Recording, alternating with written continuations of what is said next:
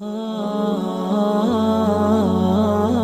on what has been related about the obligation of responding to the one who sneezes and says Alhamdulillah.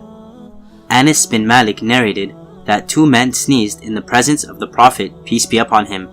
He responded to one of them and did not respond to the other.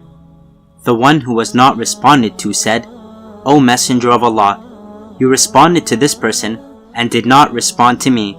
So the Messenger of Allah, peace be upon him, said, "He praised Allah while you did not praise him." This hadith is graded sahih or authentic. Comments: He who thanks and praises Allah after sneezing, acting upon the saying of the Prophet, peace be upon him, should be given a supplication of good according to the Sunnah.